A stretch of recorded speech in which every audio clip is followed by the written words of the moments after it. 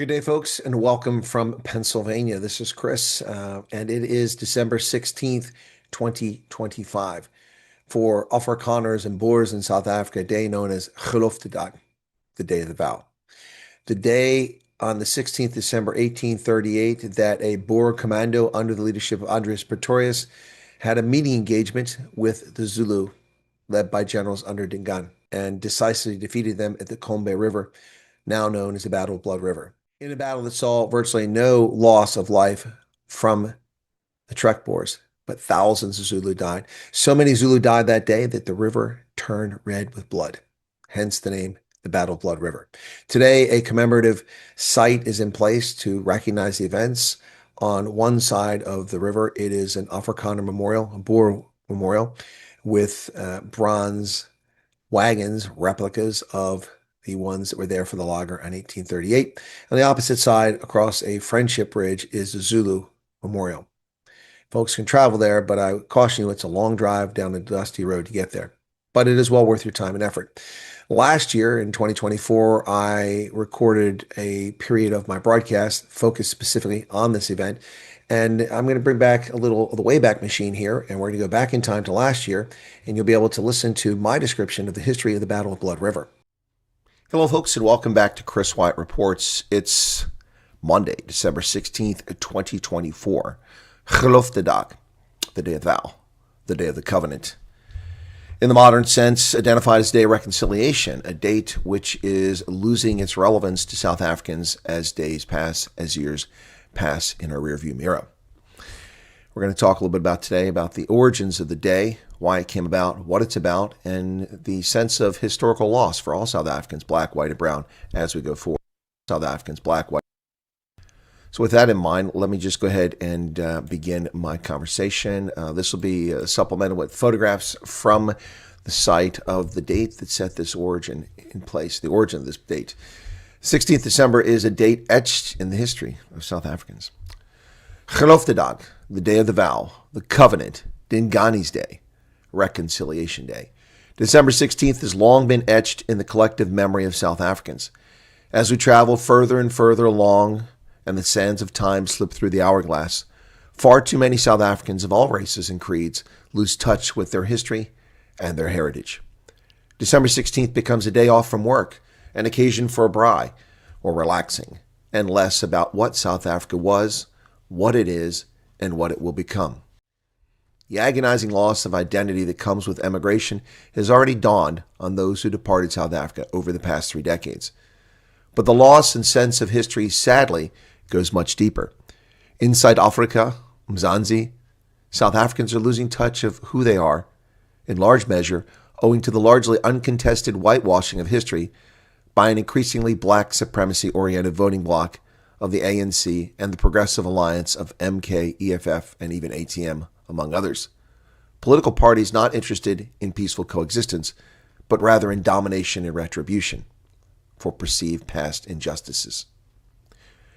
The General Synod of the Afrikaners Natal Churches chose 16 December as an ecclesiastical day of thanksgiving by all its congregations in 1864.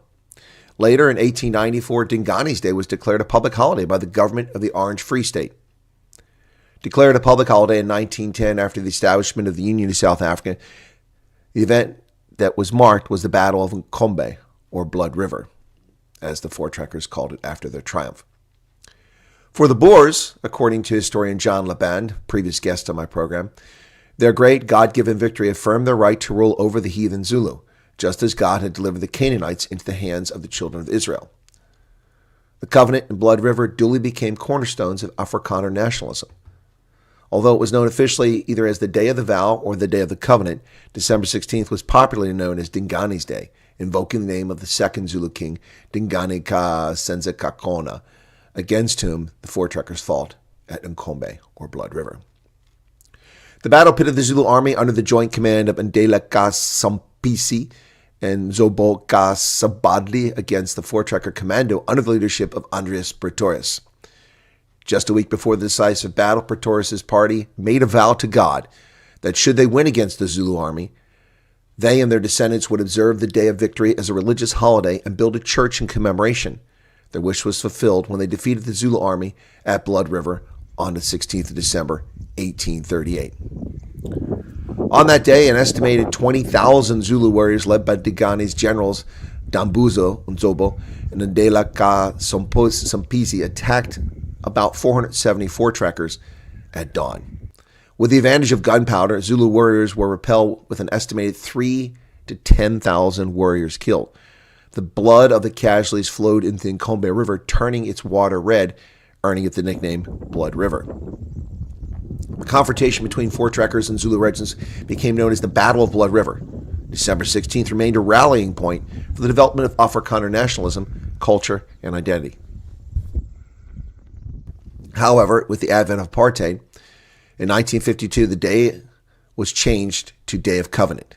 After the first democratic elections in 1994, December 16th continued to form part of the history of post-apartheid South Africa. On December 16, 1995, the name was changed once more and was celebrated as a public holiday known as the Day of Reconciliation.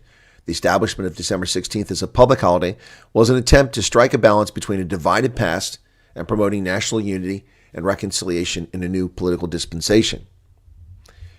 In the 1910s and 1920s, Selope Themba, the second Secretary General of the African National Congress, published numerous articles challenging the portrayal of Dingane as a backward brute who senselessly ordered the assassination of Piet Retief and his party. While not denying that Dingane ordered the killing of Retief, Themba argued that he was no different from European empire builders who had also killed people in pursuit of their political projects. Whataboutism. Nothing more. There's zero doubt as to the historical or homicidal nature of either Dingane or the brother whom he murdered, Shaka. What others did or did not do does not obviate their foul deeds. It does, however, deserve context. Yes, in the historical context, Dingane and Shaka are far from the only bloodthirsty despots, and yes, some of them have been white. But both Shaka and Dingane were particularly nasty tyrants who deserve their reputation as murderous, duplicitous thugs. Dingane's day took a particular political significance in the liberation struggle for black South Africans. It was an opportunity to protest white supremacy and domination.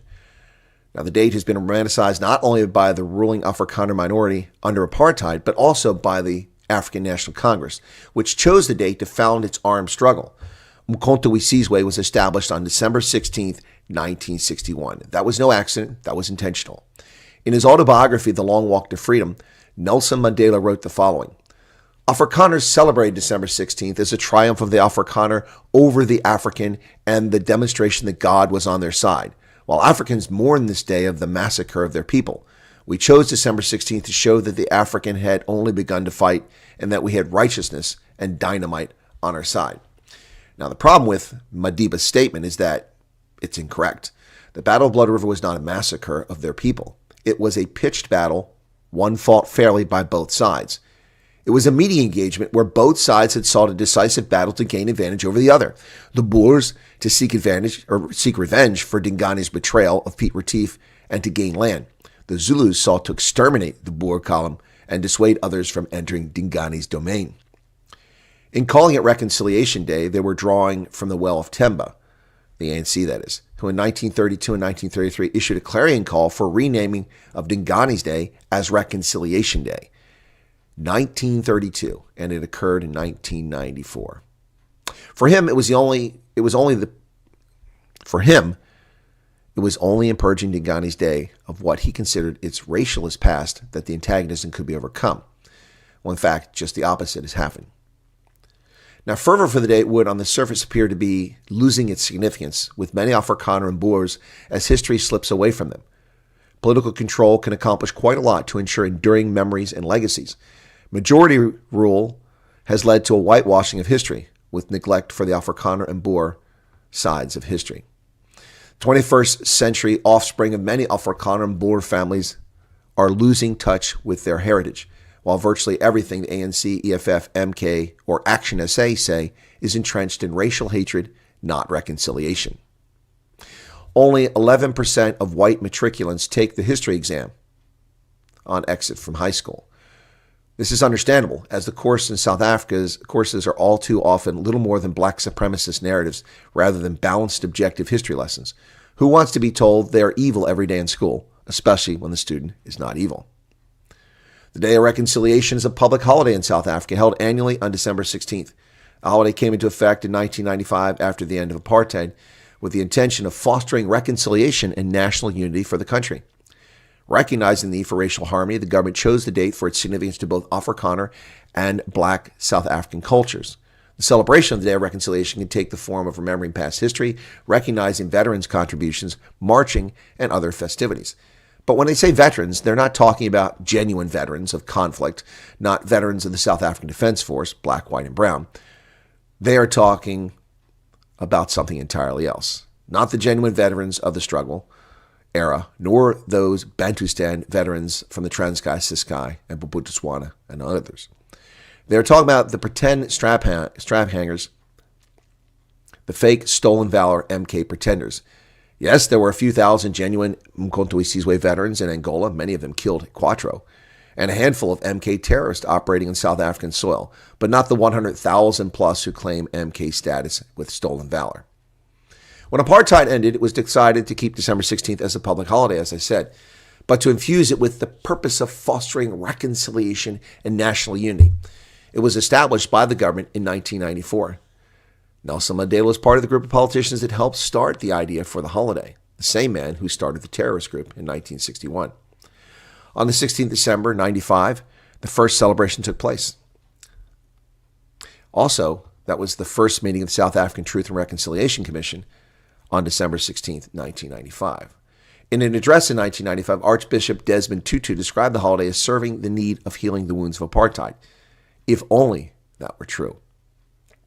The holiday is also used to celebrate minority cultural groups in South Africa, such as the San people. In 2009, President Jacob Zuma also stressed that the holiday was meant to promote non-sexism. I'm sorry. Seriously? Celebrating the San, while the ANC ignores the Khoi and San and does nothing to ensure the survival of their languages or their cultural groups? Jacob Zuma stressing non-sexism? I think I've heard it all now. Now, each year has a different theme for the Day of Reconciliation. For example, in 2013, nation building, social cohesion, and reconciliation were the themes. Wow, how's that nation building going? Social cohesion? 2016 was bridging the divide towards a non-racist society.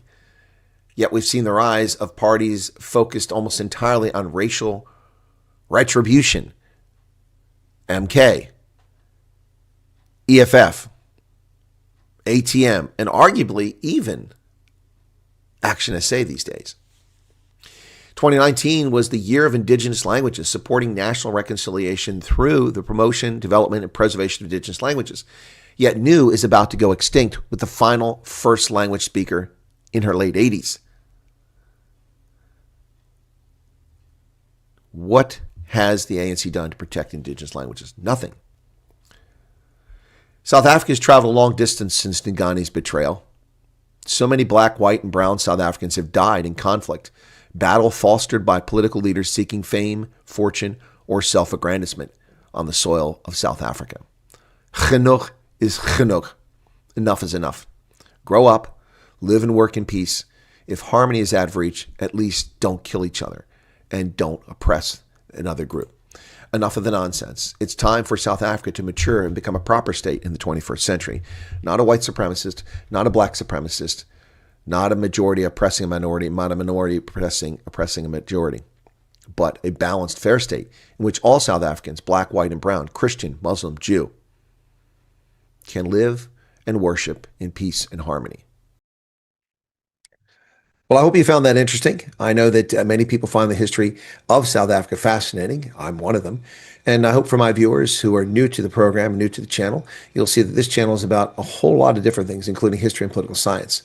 I revel in these stories from history, retelling them, analyzing them, and explaining them to people. And I hope you found that interesting and of some value to you. And I wish you a peaceful and lovely Day of the Vow. And for those in South Africa who now recognize as Reconciliation Day, I hope that reconciliation is truly what South Africans desire.